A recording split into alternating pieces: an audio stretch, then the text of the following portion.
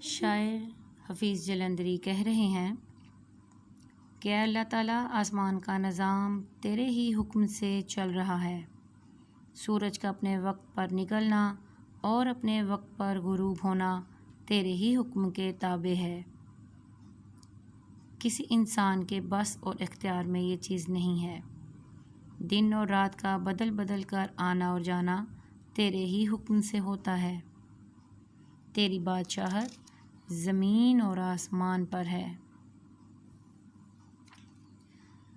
اس کائنات میں اللہ تعالیٰ نے اس طرح ترتیب رکھی ہے کہ ذرا بر بھی اونچ نیچ یا کمی نظر نہیں آتی۔ ہر چیز اللہ تعالیٰ کے قبضۂ قدرت میں ہے۔ کائنات کی جس چیز کی طرف بھی دیکھیں وہ گواہی دے گی کہ زمین اور آسمان کا نظام چلانے والا وحدہ لا شریک ایک اللہ ہی ہے۔ آگے شعر لکھیں آپ۔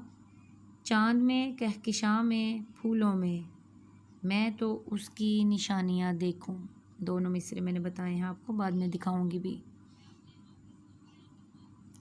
دوسرے مصرے میں شاعر حفیظ جلندری کہتے ہیں کہ اللہ تعالیٰ ہی ہے جس نے اس دنیا کے باغ میں لازوال بہار برپا کر رکھی ہے۔ بہار جاودانی ہمیشہ رہنے والی، میں نے آپ کو بتایا تھا نا۔ جس طرح ایک باغ کا مالی وقت پر پودوں کو پانی دیتا ہے، خراب چیزوں کی کاٹ چھانٹ کرتا ہے، ان کو کھاد ڈالتا ہے، اسی طرح اللہ تعالیٰ بھی اس کائنات کا باغباں ہے اور یہاں کے ہر اچھے برے کو بہترین طریقے سے سنوار رہا ہے۔ اس باغ کا نگہبان اور اصلی مالک اللہ تعالیٰ ہی ہے۔ دراصل شاعر نے اس دنیا کو ایک باغ کہا ہے اور اللہ تعالیٰ کو اس کا باغباں کہا، رکھوالا کہا ہے۔ چونکہ اللہ تعالیٰ اس باغ کا مالی ہے، اس لیے اس دنیا میں بہار ہمیشہ رہنے والی ہے۔ شعر لکھیں گے۔ رنگ تیرا چمن میں بو تیری، خوب دیکھا تو باغباں تو ہے۔ شاعر اللہ تعالیٰ کی عظمت اور کبریائی کو خاص انداز میں پیش کر رہے ہیں کہ اس دنیا، اس چمن میں ساری رعنائیاں اللہ تعالیٰ کی بخشی ہوئی ہیں۔ یہ آپ نوٹ کر لیجئے۔ دوسرے شعر کے حوالے سے جو حوالہ جاتی مواد ہے، دائرے میں تیر رہے ہیں۔ پھر اس کے بعد یہ شعر، نشانیاں دیکھوں، اور پھر آخری شعر۔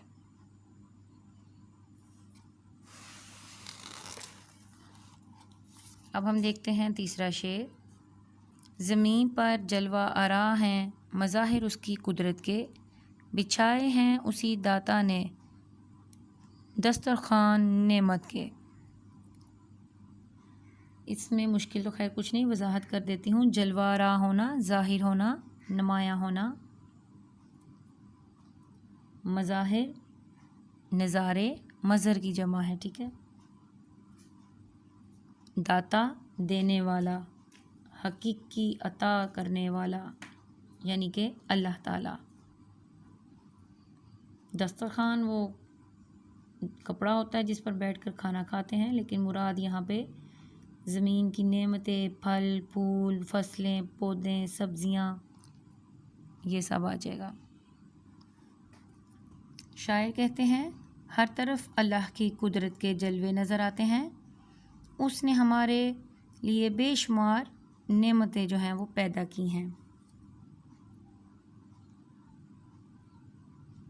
حفیظ جلندری اپنے خاص انداز میں اللہ تعالیٰ کی حمد و ثنا بیان کر رہے ہیں کہ اس زمین پر ہمیں اللہ کی قدرت کی جتنی نشانیاں بھی نظر آتی ہیں وہ سب اللہ تعالیٰ کے جلووں کے انداز ہیں۔ ہم ان نظاروں کو دیکھتے ہیں تو اللہ کی ذات کے بارے میں مزید پختہ عقیدہ اور ایمان رکھتے ہیں۔ ایک شعر لکھیں گے یہاں۔ ذرے ذرے سے عیاں ہونے کے بعد آج تک راز حقیقت راز ہے،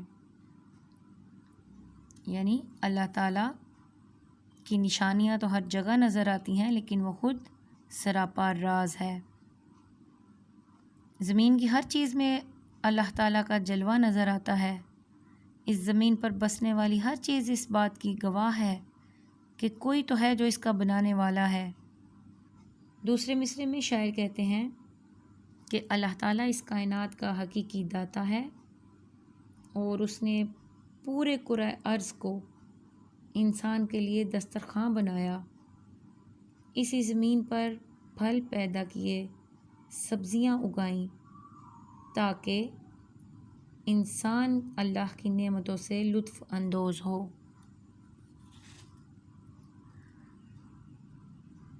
اس کے علاوہ پہاڑ، سمندر، دریا، درخت، یہ سب بھی اللہ کی نعمتیں ہیں اور ان سب چیزوں سے اللہ کی قدرت ظاہر ہوتی ہے۔ اللہ تعالیٰ ہی انسان اور تمام مخلوقات کا رازق اور داتا ہے۔ اللہ تعالیٰ نے اپنی نعمتوں کا ذکر قرآن پاک کی سورۃ رحمان میں بھی کیا ہے۔ ارشاد بالی تارہ ہے، ترجمہ لکھیں گے، پس تم اپنے پروردگار کی کون کون سی نعمت کو جھٹلاؤ گے؟ اللہ تعالیٰ کا قرآن پاک میں مزید ارشاد ہے، پاکیزہ چیزوں میں سے کھاؤ پیو اور اس کا شکر ادا کرو، کرتا ہے عطا بڑھ کے ضرورت سے سبھی کو، بے مثل زمانے میں سخاوت ہے اسی کی۔ اللہ تعالیٰ کی ذات سے بڑھ کر اور کوئی ایسی ذات نہیں جو تمام دنیا میں یوں جلوہ آرا ہو اور نعمتیں مہیا کرے۔ یہ سرد و گرم، خشک و تر، اجالا اور تاریکی، نظر آتی ہے سب میں شان اسی کی ذات باری کی۔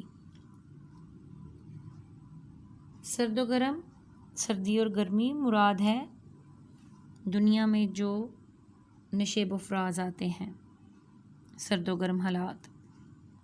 خشک و تر، اس سے مراد ہے خشکی اور تری، یعنی کہ میدانی علاقے اور دریا، سمندر وغیرہ۔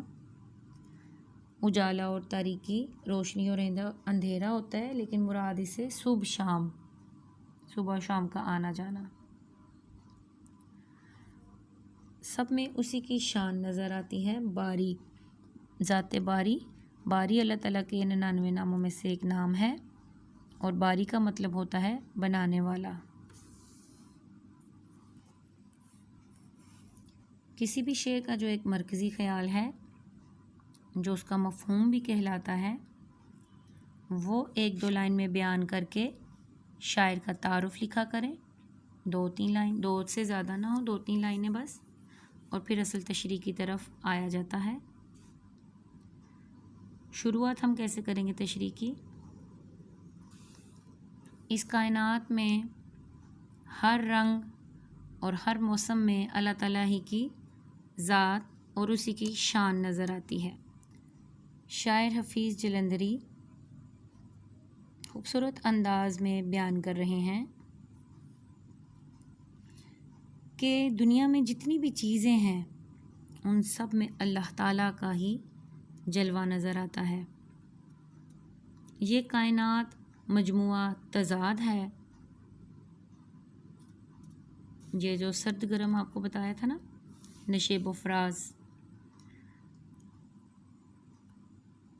اگر موسموں کے حوالے سے بھی ہم اس کو بیان کریں گے، کبھی موسم سرد ہوتا ہے اور کبھی گرم۔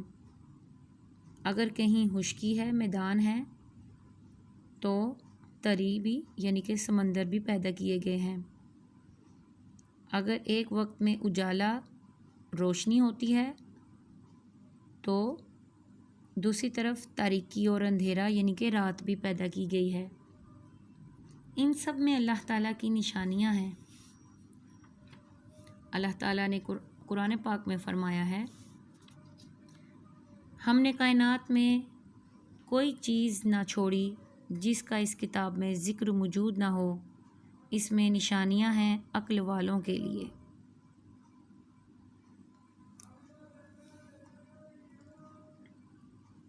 شاعر کہتے ہیں کہ گرمی ہو یا سردی، بہار ہو یا خزاں، میدان ہو یا دریا، جھیلیں ہوں یا آبشار، روشنی ہو یا اندھیرا، دن ہو یا رات، ہر چیز میں اللہ تعالیٰ کا جلوہ نظر آتا ہے۔ جگ میں آ کر ادھر ادھر دیکھا، تو ہی آیا نظر جدھر دیکھا۔ انسان اگر اللہ کی ذات کے بارے میں جاننا چاہے تو اسے قدم قدم پر اللہ تعالیٰ جلوہ آرا نظر آئے گا۔ اللہ تعالیٰ نے طرح طرح کی جو چیزیں پیدا کی ہیں، مختلف قسم کے موسم بنائے ہیں، دن اور رات جو بدل بدل کر آتے جاتے ہیں، ان سب چیزوں میں اللہ کی ذات کا جلوہ نظر آتا ہے۔ شعر لکھیں گے، پھولوں کی مہک میں تو، انجم کی جھلک میں تو، وہ رنگ صبا تیرا، یہ شان ادا تیری۔ حفیظ جلندری بات کو آگے بڑھاتے ہوئے کہتے ہیں کہ اس کائنات میں جو بھی چیز ہمیں نظر آتی ہے اس پر غور کریں تو سب سے بڑی شان ہمیں اللہ کی نظر آتی ہے۔ انسان اس دنیا میں ہر قسم کے حالات سے آمنا سامنا کرتا ہے اور اللہ تعالیٰ مختلف طریقوں سے اپنے بندوں کی آزمائش بھی کرتا ہے۔ نشیب و فراز کے ذریعے انسان کو ہر حال میں اللہ کا شکر ادا کرنا چاہیے۔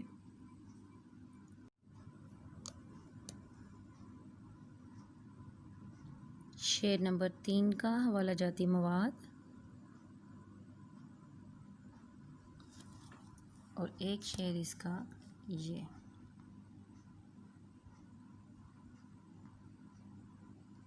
شعر نمبر 4 اس کا حوالہ جاتی مواد۔ تشریح میں میں نے آپ کو بتایا تھا کہ کائنات میں کوئی چیز نہ چھوڑی جس کا اس کتاب میں ذکر موجود نہ ہو۔ مفہوم ہی ہم نے بیان کیا ہے قرآن پاک میں جو آیت ہے اس کے لیے، تو یہ ذرا آسان تھی، بچوں کو بہت آسانی سے یاد ہوگی، اس لیے میں نے آپ کے لیے یہ نوٹ کر دی ہے۔ پھر پہلے یہ شعر ہے، پھر بعد میں یہ۔